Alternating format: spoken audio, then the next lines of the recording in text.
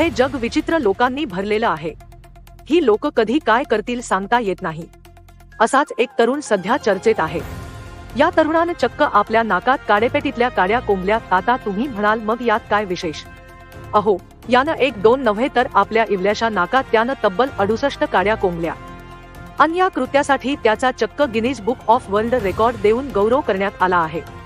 चला तर मग पाहूया हा अजब विक्रम करणारा गजब तरुण आहे तरी कोण. डेन्मार्कमध्ये राहणाऱ्या 39 वर्षांच्या पीटर वॉन टॅन्गेन बुस्कॉव यानं हा विक्रम केला आहे.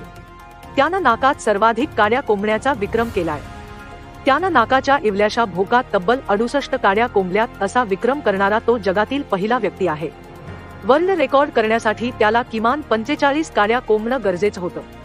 पण पीटरनं 45 चा आकडा पार करत एक नवा विक्रम रचला आहे.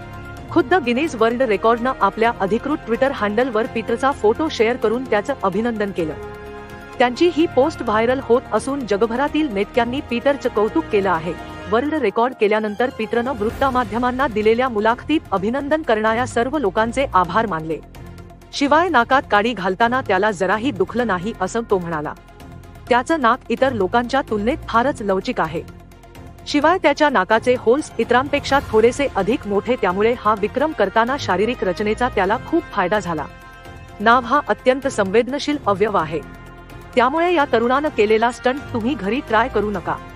कारण हा स्टंट करण्यासाठी पीटर लहानपणापासून तयारी करत आहे. जेव्हा तो बालवाडीत होता तेव्हा त्यानं पहिल्यांदा एक काडी आपल्या नाकात कोंबली होती. तेव्हा त्याला आई बाबा ओरडले होते, पण आता वर्ल्ड रेकॉर्ड केल्यामुळे तेच पालक त्याचं कौतुक करत आहेत.